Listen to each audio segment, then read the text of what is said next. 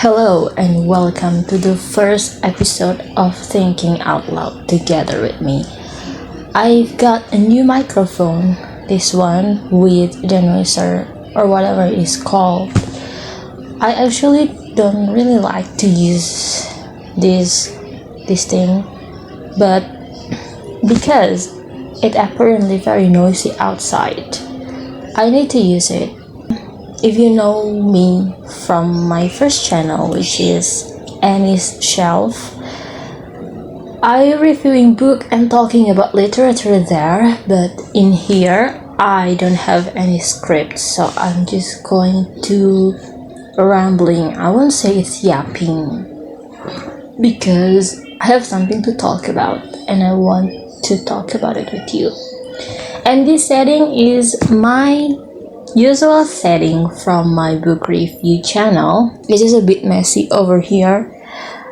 You cannot see it because I don't want to show it in front of me and behind this camera. It's my room and it's very messy. Yeah, I think we should just get into the topic today. I have been thinking about this quite a while, not only today. And this is actually something I started to think about when I watch Pump Up the Volume. After I watch Pump Up the Volume. So Pump Up the Volume is the coming of age movie from 1990. It was Christian Slater and Samantha Mathis on that movie. So that movie is about a shy student making a pirate radio, which is apparently becoming the voice of what the students feel. He was anonymous at first, and then he later revealed himself to be this shy guy, Mark Hunter, the one played by Christian Slater. And that movie is actually also what inspired me to make this channel to talk about it.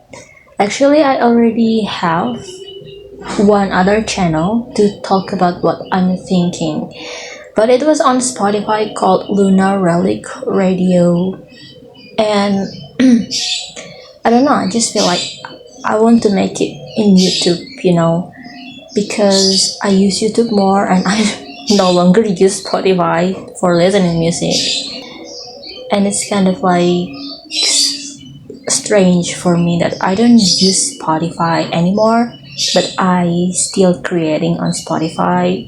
Maybe I will continue Lunar Relic Radio on Spotify, maybe not, who knows.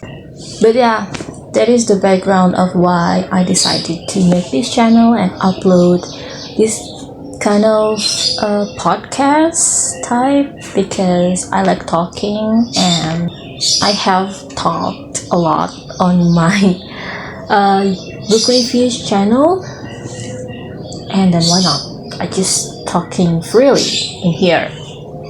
So the topic that I have been thinking about is that one, Pump Up the Volume. Is actually a typical high school movie where the students are dissatisfied with the rules and the school system.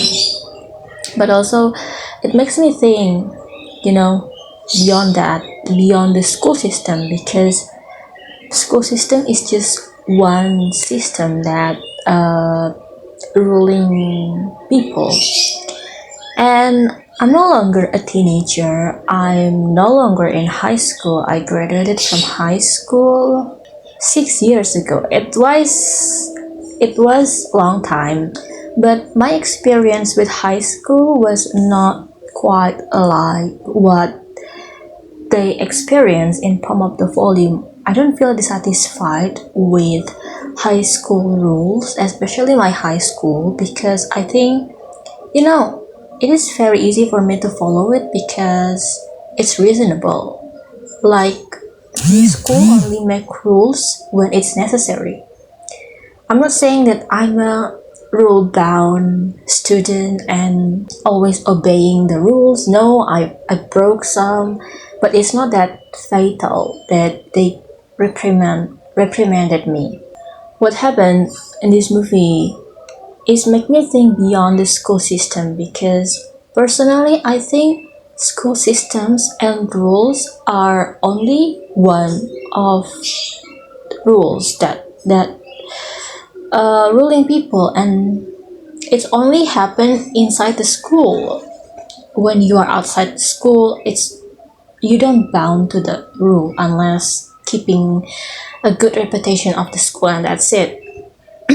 So I think high school rules are not something that I necessarily rebel about. But beyond that, the life after high school is actually more complicated and more make me feel fed up, that I think like, I want to break this rule. I went to university, and then the university rules are not as strict as high school, even though in high school I didn't think the rules were strict. So I didn't really have a problem when I went to the university, but I encountered this problem that something really made me fed up and make me want to speak up, make me want to rebel like a teenager again after I got a job. So what happened? It's very complicated to say and to tell the background of why I feel this way. Because first things first, I studied oceanography on the university. It's very cool subject. I got to the ocean like every practicum, doing survey and then diving and swimming, snorkeling. It was fun. But what happened after I'm about to graduate, I made up my mind that I don't want to work related to this field. I want to work on art, on something that my heart always wants. Back then I didn't know what it really is, but I know that working on this field is not something I want. So on the university I also explored theater, and I involved in the production, the shows, and I love it. And that's why I feel like the creative field is really matched me, because I enjoy it. I don't mind to overworking, not overworking, like working overtime, because first I like the job, and then the second, the people were so supportive. The people were so understanding. Like, of course I know that not all creative community as good as my university's theater, but it's just my experience, that people who are working on these kind of creative teams, they don't have competition like, I want to be better than him, I want to be better than her, I'm going to drag them down. No, it was like solidarity, and that is what makes me feel like I want to working on that field. And I know not every creative fields are like that. There are also toxic creative community. The reason why I want to pivoting on doing creative things. Oh my god, I'm yapping about my background. So let's back to the topic. Pump up the volume. It's very interesting because as a Gen Z, my parents are Gen X and they were young people in the 90s, basically when this movie out. And I could take the conclusion that they were young and they were dissatisfied. They want something new. They want to change something. So it's not inherently something me or other Gen Zers feeling. Like, of course, I have friends which are fellow Gen Z, and we sometimes talk about how dissatisfied we are with the rules and the life turns out. When I was 17, I came to my father and asking him, is this life? Like, I mean, you go to school, you go to the university, you got a job, you get married, you have kids, you get retired. Is that all? Is there nothing more? And then my father is the ever patient man. He seems to be impatient, like, what do you mean is that all? That's life. I feel like I'm very dissatisfied with how life is supposed to be. Like, following the script, following what should be normal, and if you deviate it a bit, you got judged. But now I'm glad that we are more accepting to the different kind of life, to the different kind of choice that each person make. Whether, especially for women, it's still hard, and for men too, especially from LGBTQ community. But I'm not going to talk people with a specific like that. Generally, since I don't know, since old ages, since boomer era or older, if someone make a different choice, they become judged. If someone choose to not get married or just partnered, and then if someone choose to not have children out of choice, like it's not because they cannot have children, they can, but they just don't want to reproduce. If they choose to only have pets or adopting a child, if they choose to have more than one partners, if they choose to not having corporate jobs, if they choose to not go to the university, if they choose to follow unstable creative path. I mean, why did we judge people when they make why we say it was wrong? Why don't we asking if they are happy and fulfilled with it? Isn't that the most important thing? And this dissatisfaction. No, I'm going to talk about being true to ourselves first, because there are so many things about this that I want to talk about. Like, there are layers, and I think I'm going very tangled to describe it because it tangled in my mind. I hope it's not tangled in my tongue. Dissatisfaction for me is resulting in hurt, because so many expectations from the society, so many expectations from the family, from the people you love. It's like when you're denying who you really are, it's going to hurt you, even though people accept you, the society accept you, but it's not you. You can feel it. For example, judging the LGBT people here, because I respect them. I have LGBTQ friends, but it's just example, okay? For like example, you are gay and you keep denying yourself because being gay seems too wrong and not accepted by your family and your community, and you try to conform to date someone who you don't have attraction to, and you got accepted, but what's cost? It's not you. You are playing a role, you're putting a mask. So what is really hurt more?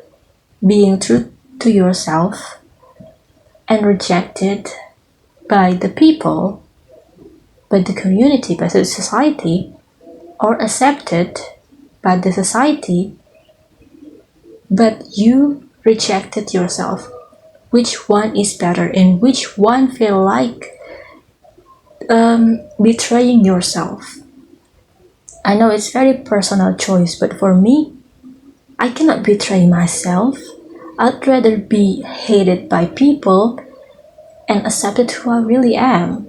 And I'm not only saying this with LGBTQ people, it's with everyone of who you truly are. Maybe it's with the career you want to take, but your parents do not approve. Maybe you don't happy with this relationship and you don't want to hurt them, because separating meaning hurting them. You want to protect their feeling, but actually you don't, it's not for you anymore. So which one is better? Being true to yourself and get rejected, hurt people, or being accepted but lie to yourself, betray yourself? And then the second one is dissatisfaction. This is actually the core of what I want to talk about today. When we were a child, we accepted the world as what it is because we thought, yeah, that's just how world works, and that's all we know. But after we grew up, we knew many versions of the world, the relationship, the job, people's journey, and we start to have this like our own values and core, and then we start to asking ourselves, well, is that all? Is this what I really want? Is this what's the truth? Is this the truth? And when we were a teenager, it was an exploration era. I mean, in the 20s too, also exploration era, I think. And after you're 30, you start to know yourself and what you want to settle. I don't know, because I haven't reached 30 years old. I cannot speak for that. I'm just guessing. And then this dissatisfaction came because I think the clash between what is expected to versus our value. There are people who feel secure with structured and bound to the rules. There are people who feel trapped and dissatisfied. And I understand that we cannot always have the world the way we want to. There are things that we don't like, but we have to follow it. But also we have choice. And this is what applied.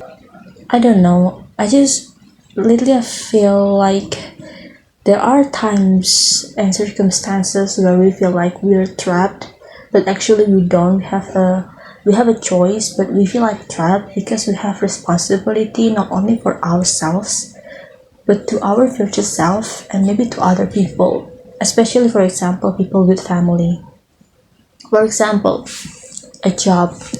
They have to stay in the job that is not good for them because they have responsibility to their family. They have people to feed, to fund, they have children, they have pets, they want their future self is protected financially, guaranteed. But how far are you willing to sacrifice your current self for that, for your future self, for your own family?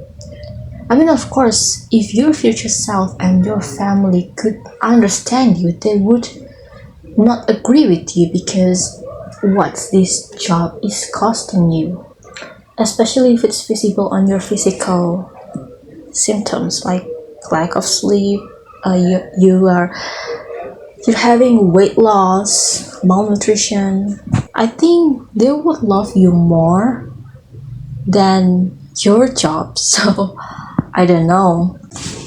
And because we are hurting and dissatisfied, we want to rebel. We want to change things to be better. We want to heal ourselves. We want to heal people we love. We want to heal the world. We want to bring justice. And it could resulted in a very personal revolution or social revolution. I think the safest way is having personal revolution, like for example quitting the job you dislike, not dislike. Disliking a job and feeling drained by it is a different thing. You can dislike a job, but you still can tolerate it. It don't have any negative effect for you, but you just dislike it. Well, you still can endure it. I'm not saying that you have to stay, but the difference. And then for the job that drains you, you not absolute, but you must be having feeling that I must quit this job and find a better job that fulfilling for me, that have a better salary, that give me my morning and evening routine back, whatever it is. That is the personal revolution. I think it's also linked to personal expression and stop suppressing who you really are and start expressing what you feel. The safest way is through art. Like you could paint according to what your heart is feeling. You make a song and you sing.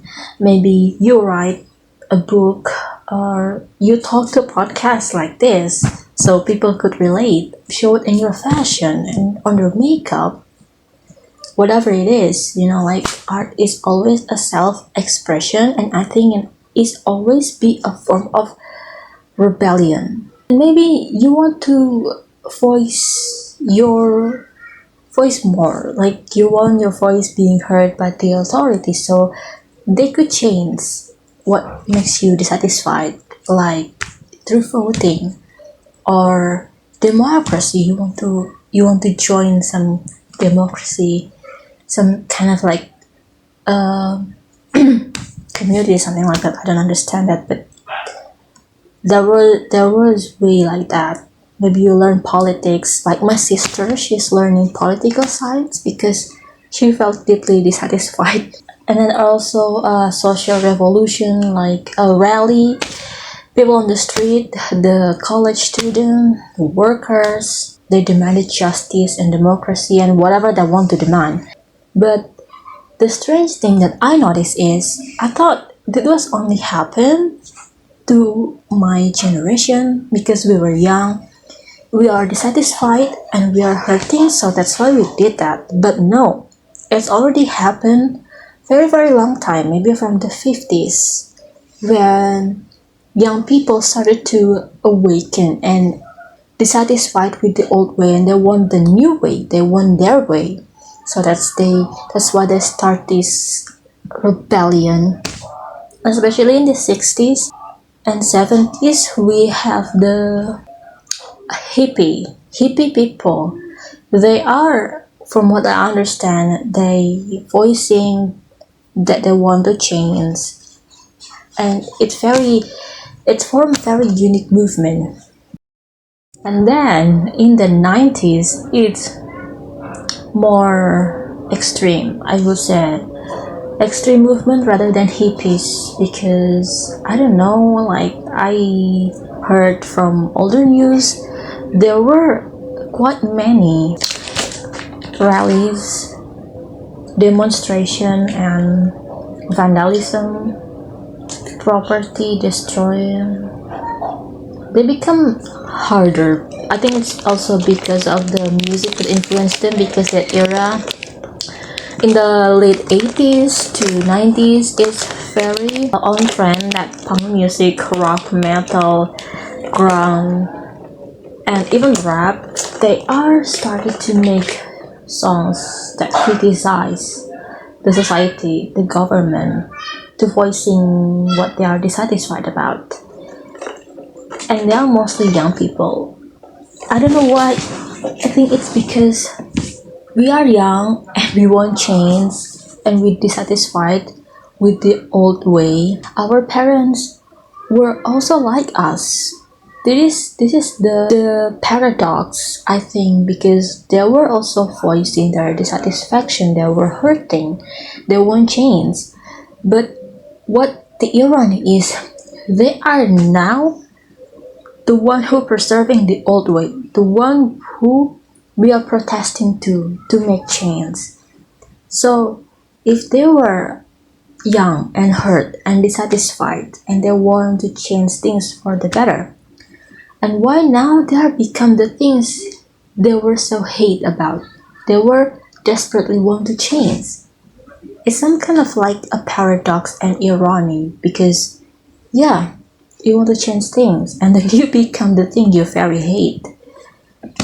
And it's kind of make me scared too because what if I became the things I hate the most when I'm 40? I don't want that. Seeing that they were failed to make change because some of them are successful to make change and make things better, but the presentation is very small compared to unsuccessful change. So they're like preserving this mindset, old habit, old tradition that they are against. So for example, again, it is about the corporate work. Back in the 80s and 90s, when you are graduated from prestigious university, you will get prestigious job. You will have a comfortable office job with higher paycheck than other job, and it's guaranteed. And this mindset is still applied to many people today. But and then they were shocked because it actually not working anymore.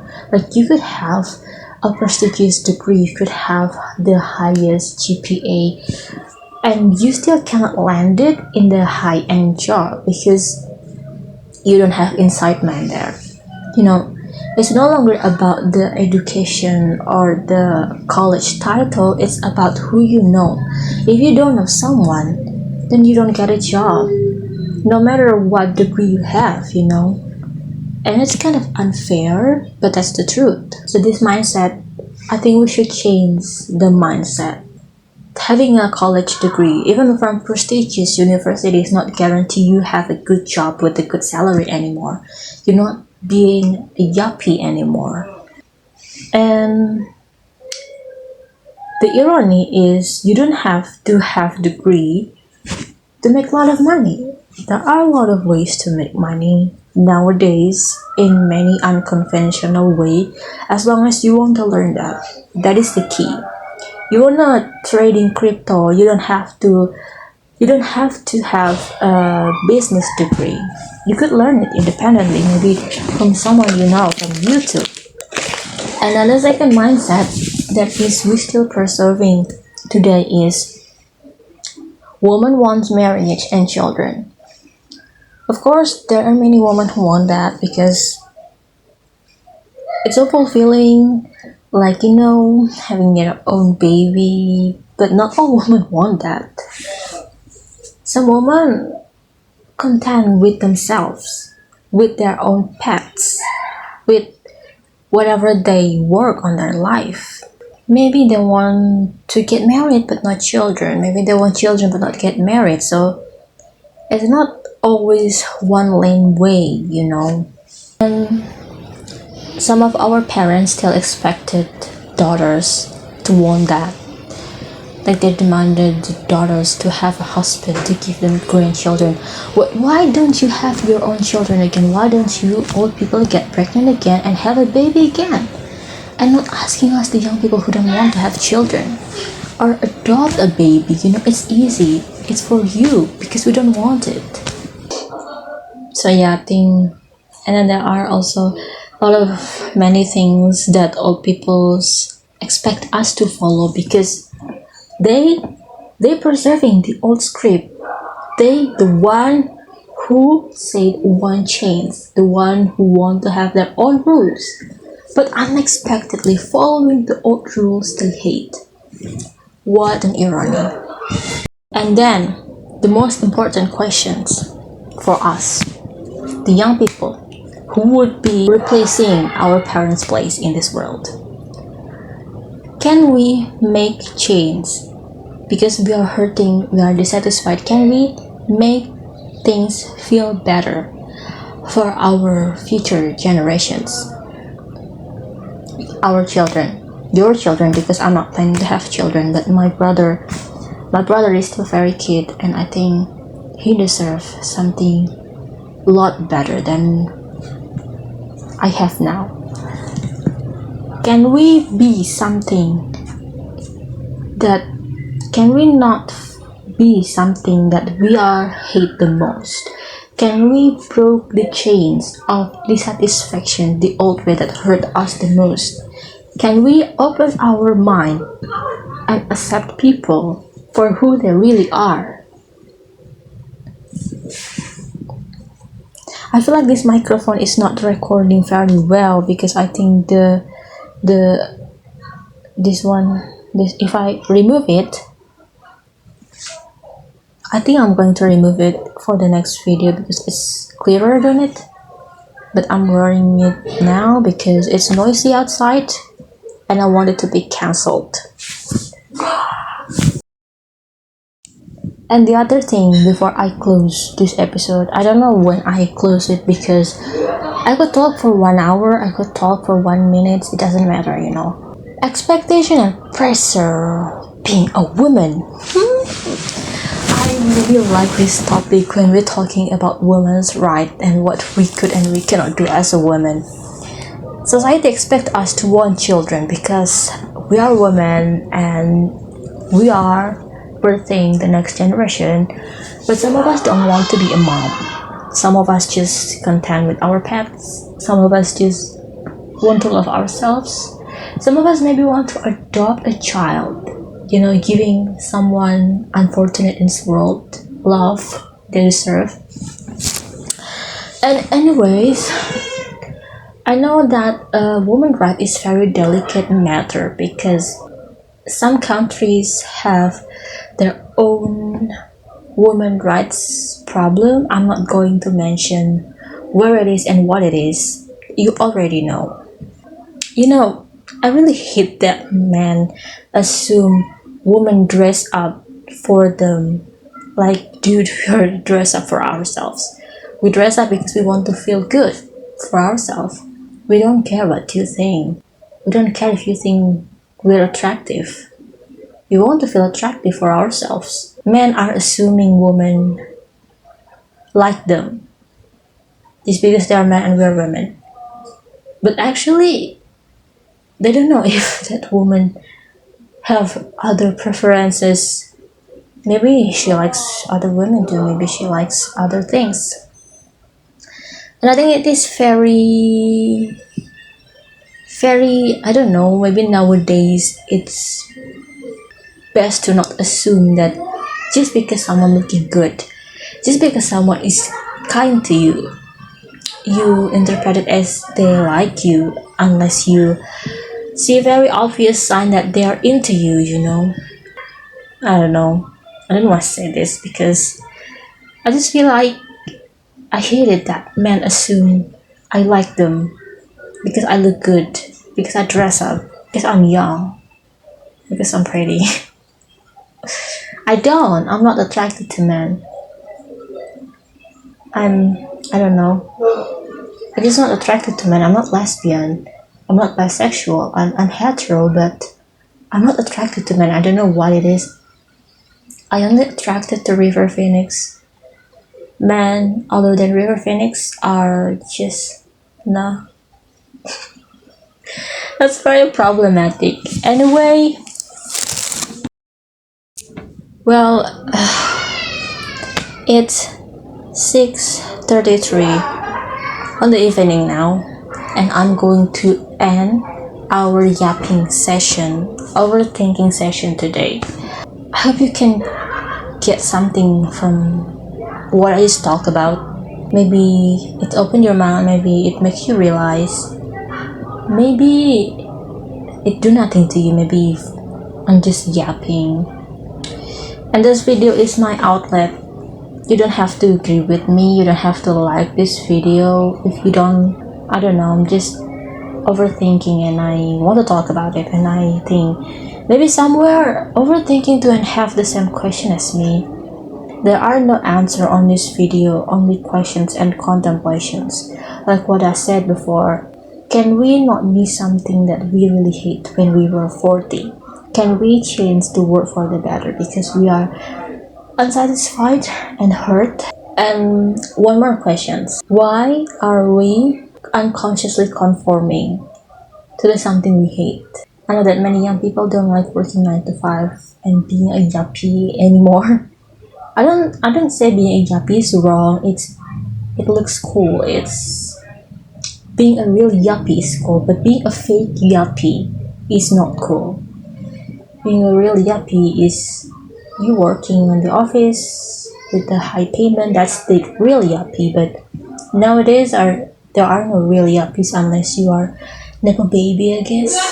And then the other questions are also: will you betray yourself to be accepted, or you rather accept yourself and get rejected by the society? Will you abandon yourself to be accepted, or would you rather betray yourself? Would you rather to deny yourself to be? What am I talking about?